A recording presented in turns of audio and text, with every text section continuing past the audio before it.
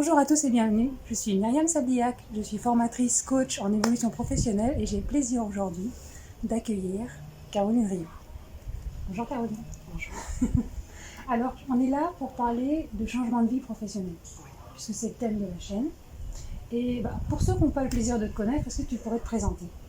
Alors, je m'appelle Caroline Rioux, j'ai 46 ans et je suis comédienne. J'ai la chance de travailler sur une série qui s'appelle Plus belle la vie depuis 5 ans et demi. Et c'est juste absolument génial parce que c'est ce que j'ai toujours voulu faire. Et voilà, je suis passée par plusieurs étapes avant de pouvoir travailler au sein d'une production et pouvoir vraiment vivre de mon métier. Génial. Et du coup, comment ça s'est fait tout ça ? Qu'est-ce que tu faisais avant ? J'ai commencé un peu comme tout le monde, voilà, l'école, j'ai passé mon brevet des collèges.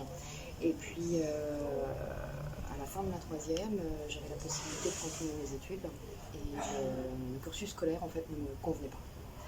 Ok. J'avais les capacités, l'aptitude, mais je trouvais ça assez étroit, en fait, d'esprit. Et je voulais vraiment... on va dire, acquérir une autonomie et donc du coup très vite gagner ma vie. Ok. Donc je voulais pas continuer mes études, donc je suis passée par un apprentissage. Ok. J'ai fait un CAP coiffure. Ouais. Et puis après ce CAP coiffure, je me suis dit que c'était dommage d'arrêter là, donc je me suis dit je fais un brevet professionnel. Ouais. Et de ce brevet professionnel, j'ai accédé à un CAP de perruquière pour travailler dans le spectacle. Donc tu es devenue perruquière. Donc je suis devenue perruquière. En fait, le truc, c'est que j'ai toujours voulu faire du théâtre. Ok. Mon papa était musicien, artiste. Ma maman était coiffeuse. D'accord. On avait un exemple à la maison d'un papa qui travaillait, mais qui avait du mal aussi à joindre un peu les deux bouts, parce que dans ce métier, c'est un travail par intermittence. Parce que l'intermittence n'est pas un métier par soi-même. On a un métier et l'intermittence est la manière en fait dont se déroule le travail. Et moi, j'ai toujours voulu faire du théâtre. Ouais. Ils ne m'ont jamais empêché de faire du théâtre. Mais ils voulaient que j'ai une sécurité financière. Okay. Donc, comme moi, je voulais m'extraire très vite du milieu familial, il me fallait gagner ma vie. Donc, je suivais des cours de théâtre en amateur, 2 heures par semaine. Et à côté, je suivais mes études. Et à un moment donné... Donc, ce que tu es en train de dire, c'est que études, théâtre... Oui, études... En parallèle. Théâtre en parallèle. Du coup, tu avais les deux options. J'avais surtout une option qui me permettait de gagner ma vie et une option qui permettait de m'épanouir. Okay. Même si je m'épanouissais dans ce que je faisais professionnellement, c'était plus quelque chose d'alimentaire. Même si j'ai poussé pour aller jusqu'au bout, parce que je me suis dit, si jamais j'ai pas d'issue, au moins j'ai la sécurité d'avoir un job, de pouvoir me présenter et de dire ok. En plus, dans l'apprentissage, il y avait un côté, on est sur le terrain. Donc du coup, c'était plus libérateur en fait pour moi. Et à un moment donné, s'est présenté le CAP de perruquerie. Okay. C'est-à-dire que je me suis dit, waouh, l'opéra, le théâtre, c'est juste génial. Comme pour l'instant, je ne peux pas faire mon métier, ça me permet de pouvoir côtoyer ce milieu. Okay. En étant dans un théâtre, en faisant des études, on va dire, pour coiffer, pour sublimer les comédiens. Ok. Donc, c'était une manière pour toi de toucher ce milieu. Exactement. Et de graviter autour. Exactement. Et peut-être de voir si c'était vraiment quelque chose qui te plaisait vraiment. Donc, tu as trouvé un moyen de rentrer par la petite porte. Exactement. Okay. Et puis, je suis arrivée à Paris.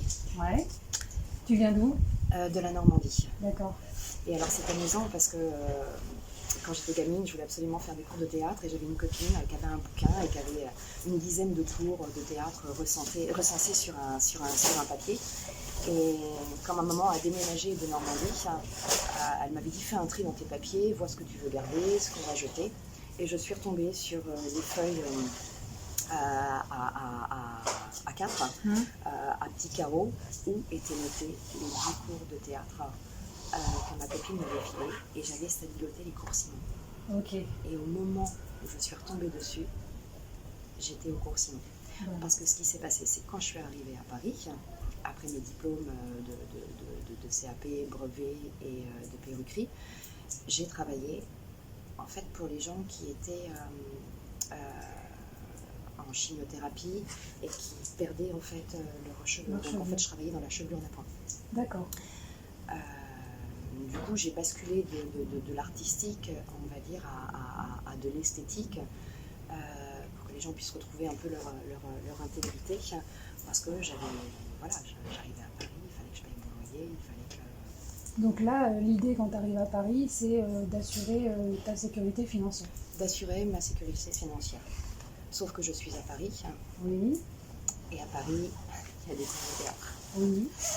Et dans ma clientèle, j'ai un jeune homme qui fait les cours Simon. Ok. Wow.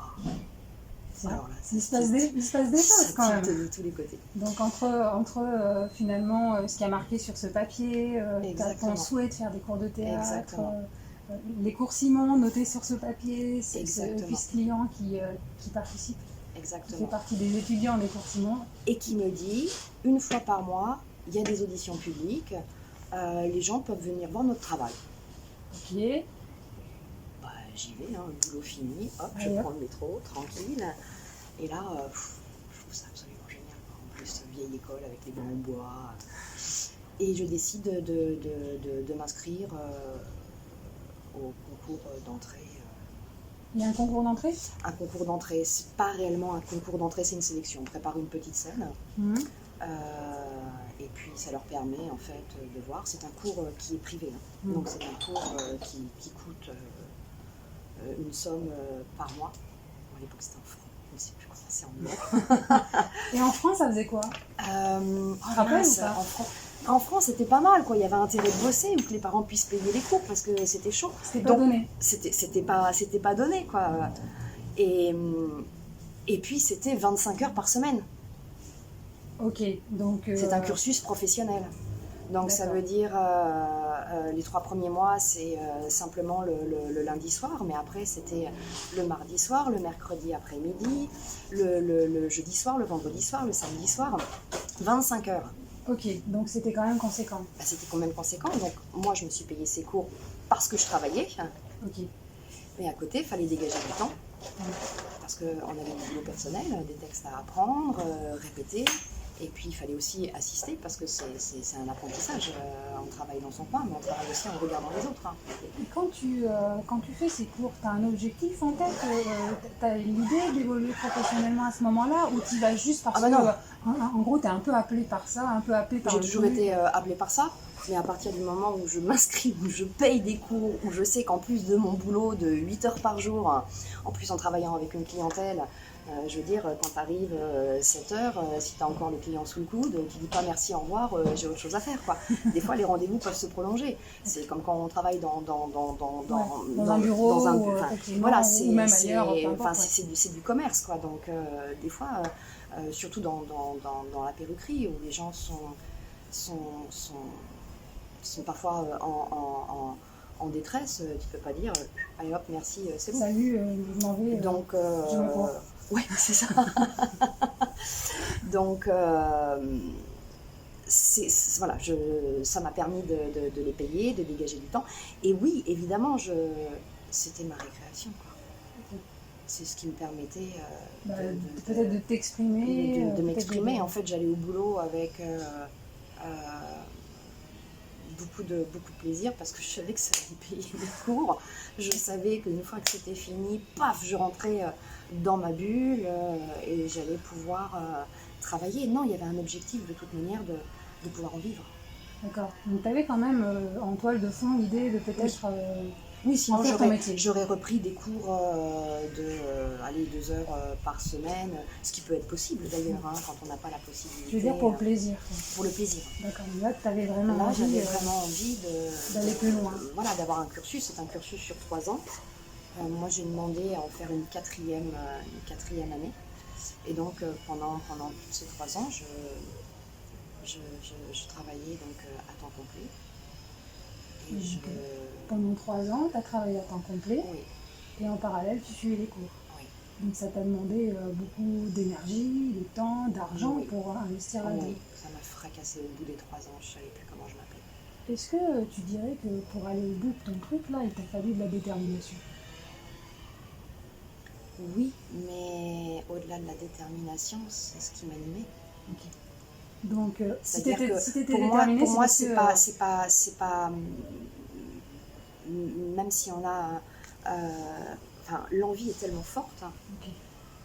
le besoin en fait est tellement important que une personne extérieure pourra dire c'est courageux, c'est de la détermination.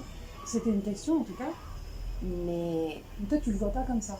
Non, toi, tu te dis, c'est mon moteur, je me donne les moyens, j'avance, ça marche pas. En tout cas, tout ce que est là, c'est acquis. Et ma vie est plus lumineuse okay. Parce que je me donne les moyens. Et puis, ça me fait vibrer. Okay. Donc, en fait, ce moteur-là, c'était cette espèce de chose qui t'animait. Oui. Vraiment, tu étais animée par ça et tu t'es dit, il faut que je... Oui. Là, tu ne te poses même pas la question si ça va marcher, pas marcher. Tu prends ce qu'il y a à prendre et ça te fait du bien. Okay. Donc, t'étais vraiment... C'était quoi? C'était un élan, quoi.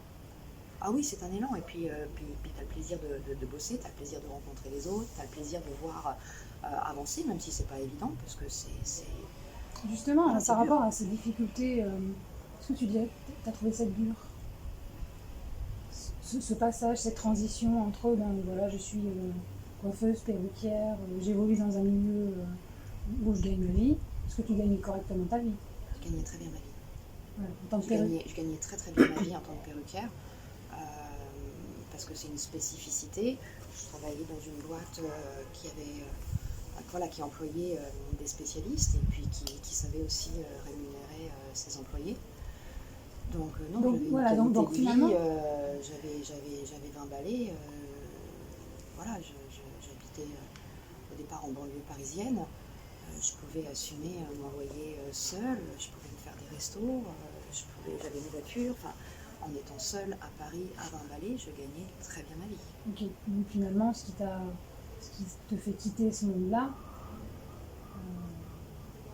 quelque part c'est pas parce que t'aimais pas, parce que tu étais mal à l'aise dans ce job, parce qu'en fait il y a plusieurs raisons pour lesquelles on peut changer de vie professionnelle. Il y a, t'es vraiment mal là, tu es, donc il faut que tu quittes ça. Oui.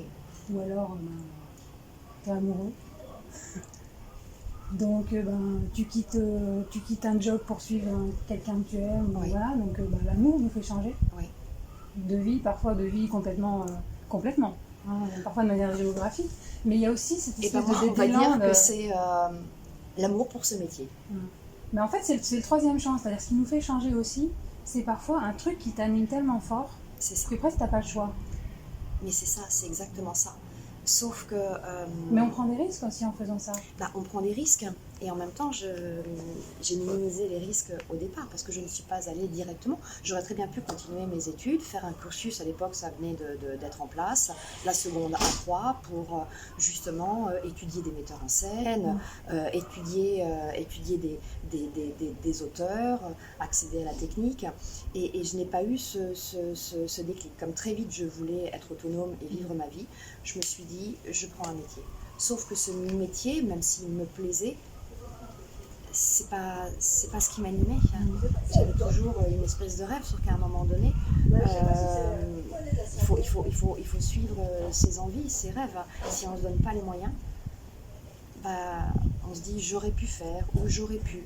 Sauf que si on n'essaie pas à un moment donné d'engranger la machine pour voir si ça nous plaît, parce que ça peut être de l'ordre du fantasme. Le truc il est là, c'est que parfois on se dit on parle du métier de comédien, mais ça peut être dans n'importe quoi d'autre. Bien sûr. Ça peut être vraiment toute variété de métiers. Des fois on fantasme un peu ce métier. On fantasme parce qu'on ne voit que le produit fini. Oui, ou alors on a rencontré quelqu'un qui exerce un métier qui nous ça nous titille un petit peu et on se dit ah tiens, et pourquoi pas. Et pourquoi pas. Et pourquoi pas. Mais toi, ton truc, c'est que tu as quand même évolué un peu autour de ce métier quand tu étais perruquière. Oui. Et du coup, ça t'a permis de voir que... Et puis à la maison, tu avais aussi quelqu'un qui était artiste et qui t'a donné un petit peu des codes. Oui, et puis c'est un truc, je me suis pas réveillée un matin en disant tiens, si j'essayais d'accéder à la comédie. Okay. En fait, ce que tu es en train de dire, c'est que quelque part, c'est un chemin. Oui, c'est un chemin. Le fait de changer de vie professionnelle. Mais il faut avoir beaucoup de courage aussi quand on s'est embringué dans un chemin pour pouvoir. Parce que là, on parlait du financier. Ouais.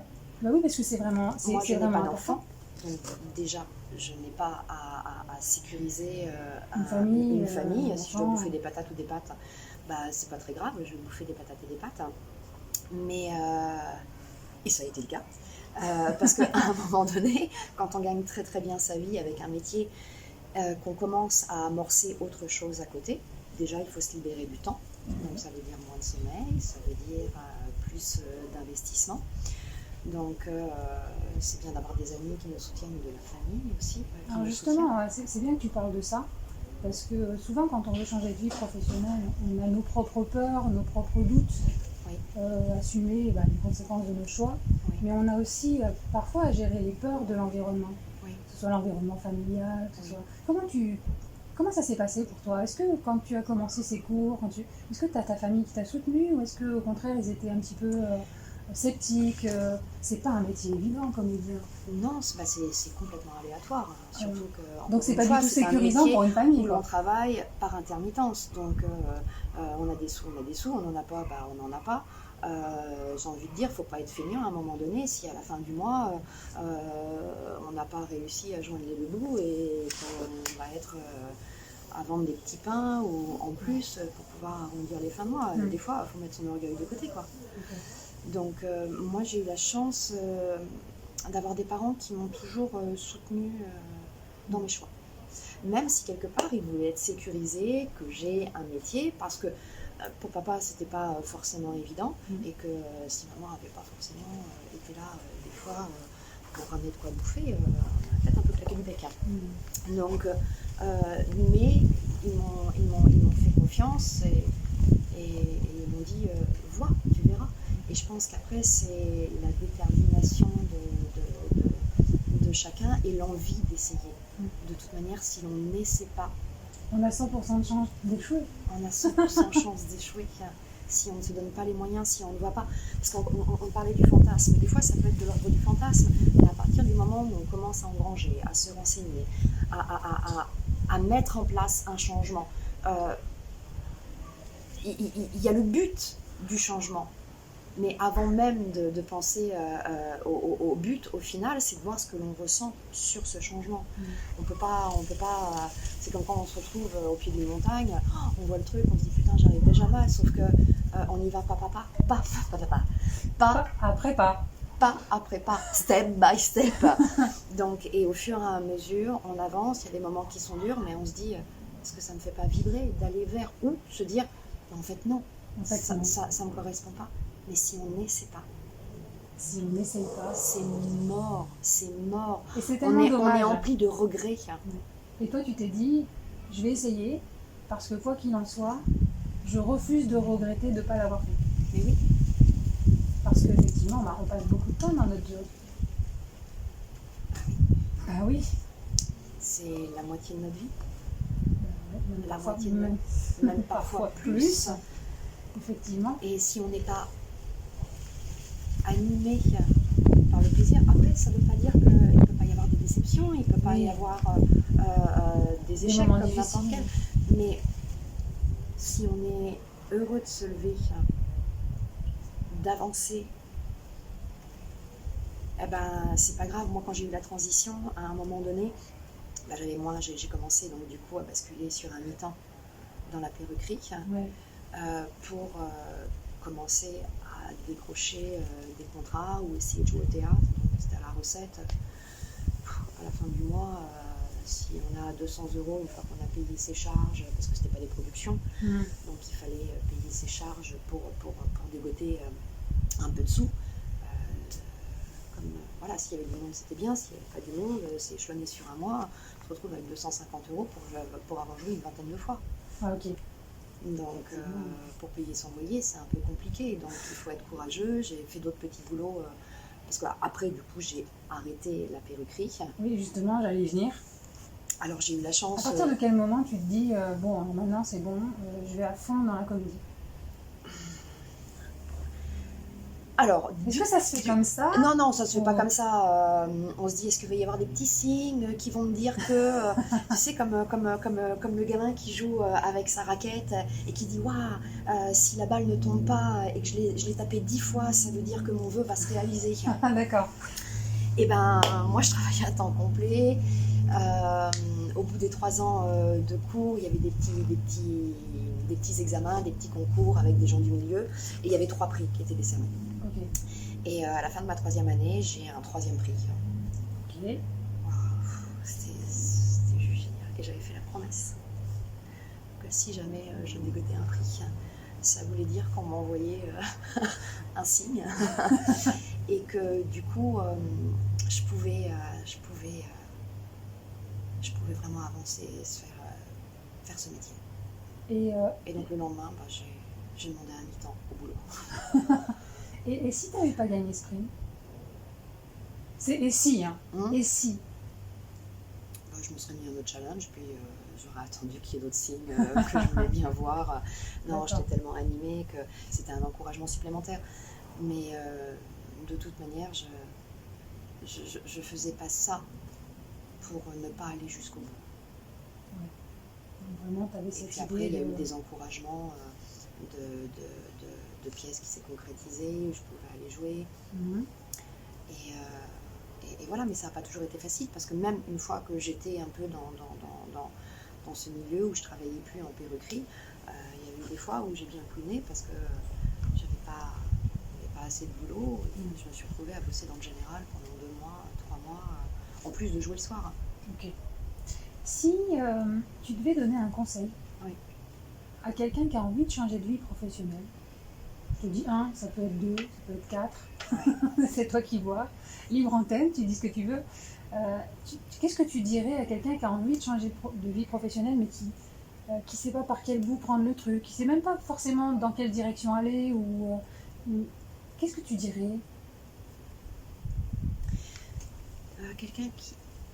je crois que c'est très important d'écouter son instinct. Okay. Donc l'intuition. L'intuition, quand à un moment donné, ça tourne en boucle et que c'est pas un truc comme ça qui passe, mais que régulièrement ça revient sur le tapis, régulièrement tu rêves, faut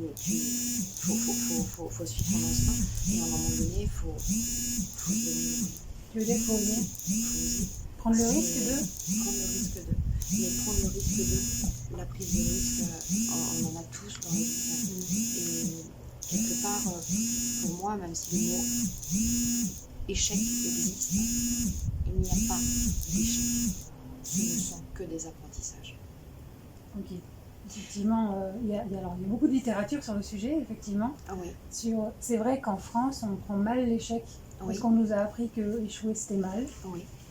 Sauf qu'on oublie une chose essentielle, c'est que avant d'apprendre à marcher, on est tombé des dizaines et des dizaines de fois. Et c'est ce qui nous permet, à un moment donné, de faire le point sur soi. Il faut beaucoup de courage pour faire le point sur soi. À un moment donné, se dire qu'est-ce qui me convient dans la vie par rapport à mon boulot, qu'est-ce qui ne me convient pas, comment je suis par rapport à ça. Et aujourd'hui, on est très animé sur le fait que on ne pousse pas les gens à aller vers réellement ce qu'ils ont envie et ce qu'ils ressentent. Il faut gagner de l'argent, il faut de la compétitivité. Il faut, quand on a son poste, on n'a pas le droit à un moment donné, tu as du boulot, tu gagnes bien ta vie, tu n'as pas le droit de te plaindre. Donc de quoi te plains-tu? Sauf qu'à un moment donné, gagner bien sa vie, avoir un boulot, si on y va avec une boule au ventre, ou que ça nous rend malade, on est complètement, et ça peut impacter sur la famille, ça peut façon, impacter sur soi. Voilà, il y a tellement de cas aujourd'hui, on parle du burn-out, mais à un moment donné, il faut se poser les bonnes questions. Est-ce que des fois, se donner les moyens d'aller vers quelque chose, même si on gagnera peut-être un peu moins d'argent, on est tellement bien tu dis que ça, quelque part... Et puis on peut en gagner plus aussi, c'est une éventualité. Mais, enfin... Donc toi, tu dirais, quelque part, peut-être prendre le risque d'être dans un moment d'inconfort pendant un certain temps, oui. Mais pour aller vers ce qui va nous convenir vraiment en termes de rythme, en termes de tâches, en termes de tout. Quoi. Exactement. De toute manière, la vie, c'est le mouvement perpétuel. Et puis, à un moment donné, c'est hyper important de trouver sa place, de raisonner avec son travail. Tu veux dire qu'en termes de mission, oui. En termes de pourquoi je suis fait, en termes de... C'est dans ce sens-là que tu veux dire? En termes d'épanouissement et d'accéder à un bonheur. On accède à un bonheur avec sa famille, avec ses enfants, avec ses amis, mais avec le professionnel aussi. Au travers de son activité professionnelle. Ça nous permet de nous réaliser. Tu disais très justement, on passe la moitié de notre vie, plus la moitié de notre vie au boulot. Si à un moment donné, tu ne te réalises pas professionnellement, il n'y a pas de satisfaction. Il n'y a pas de satisfaction et ça a un impact énorme sur toi. Parce que tu deviens amer, oui. tu deviens triste, tu te renfermes et puis effectivement, ça a un impact. Et puis ça a un impact aussi sur nos enfants parce qu'ils voient ça. Et puis, le truc, c'est qu'aujourd'hui, à 15 ans, on te demande de choisir ce que tu veux faire. Oui. À 15 ans, tu es encore un bébé. Tu ne sais même pas ce qui existe comme tu ne sais même pas ce qui existe, à part avoir le reflet des parents, le reflet des gens de la famille. Donc en fonction de ton environnement, tu auras une ouverture plus ou moins grande. Et puis, il y a des parents qui exigent des professions, des envies, qui ont envie d'avoir... en fait, tu veux dire qu'ils vont projeter leurs propres envies sur leurs enfants, des choses qu'ils ont fait, donc il faut que les enfants fassent pareil, ou qu'eux n'ont pas eu la possibilité de faire, donc il faut porter une responsabilité et une culpabilité.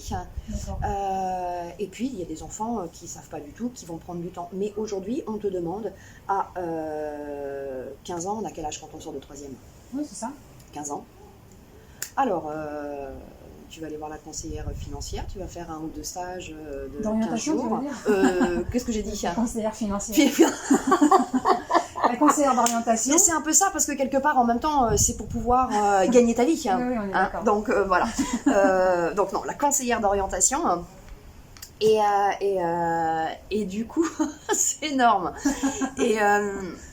Et du coup, tu vas remplir un questionnaire de 20 pages. Pour voir si tu es plus habile manuellement. En plus, un gamin aujourd'hui qui a un peu de mal en mathématiques ou quoi que ce soit, on va pas se faire chier, on va le foutre en apprentissage. Comme ça, on est tranquille. Et c'est juste dommage parce qu'à un moment donné, on va dans une voie qui n'est pas forcément la nôtre. On n'a pas encore eu le temps de savoir dans quelle direction on a envie d'aller. Quand tu commences à avoir fait un peu de travail sur toi, avoir réfléchi, à avancer dans la vie, avoir fait ta famille, à un moment donné, tu te dis putain, mais ça va pas là. Le boulot, je m'épanouis pas. Donc, ou on continue comme ça, on n'avance pas. Ou on essaie de voir comment on peut s'organiser pour mettre en place des choses. C'est dur, c'est très très dur. Il faut être très courageux et c'est... Comment dire, c'est... J'aime bien cette image, quand on parle du courage, c'est quoi le courage? On dit, finalement, le courage, c'est faire les choses même si tu as peur. Oui, se donner les moyens. Faire les choses même si tu as peur. Donc c'est vrai que c'est ça aussi, le courage de changer de vie professionnelle, c'est à un moment donné, on a peur. On a peur de perdre. Reprendre confiance en soi, on se dit, non, je me donne les moyens, j'avance, on va voir. On va voir. Parce qu'au pire, qu'est-ce qui se passe? Ça marche, on avance. Ça marche pas, on peut toujours continuer à creuser ou à se dire mon boulot me plaît toujours pas, mais en avançant sur cette voie, il y a une autre voie parce qu'on qui se présente, parce qu'on découvre, parce qu'à un moment donné, on va être plus curieux, on va faire d'autres rencontres. C'est ça. Parce que forcément, on résonne avec ce que l'on est. Et donc, à un moment donné, si on est triste dans son travail, si on ne va pas, on impacte. C'est les vases communicants avec les amis, avec les rencontres, avec la famille. À un moment donné, quand on s'ouvre sur autre chose, il est évident, émotionnellement, intellectuellement, il y a autre chose qui se passe. Et donc c'est dans ces moments-là où on se rencontre, on va faire de nouvelles rencontres. Et ces gens que l'on va rencontrer nous apportent, mais il y a encore 2 mois, si on n'avait pas bougé, on ne les aurait pas rencontrés. Exact. Parce qu'on n'aurait pas, comment dire, on n'aurait pas vibré, on n'aurait pas eu les mêmes centres d'intérêt. Et donc du coup, ça favorise l'évolution. Et je trouve que c'est très encourageant. Donc, faire des choses. Faire des choses. Tenter des choses. Faire des choses. Se renseigner, rencontrer de nouvelles personnes. Exactement. Tout ça, c'est facteur de changement. Et puis, ça va nous ouvrir des opportunités. Ça va nous ouvrir des opportunités. Et puis, des fois, on va peut-être pouvoir aussi se rendre compte que le travail ne convient pas. Mais en ouvrant, en essayant sur autre chose, même si la bascule ne se fait pas, on va dire, à 100%, peut-être qu'on va y trouver du plaisir en ouvrant, qui va permettre d'orienter aussi le travail actuel autrement. Ok.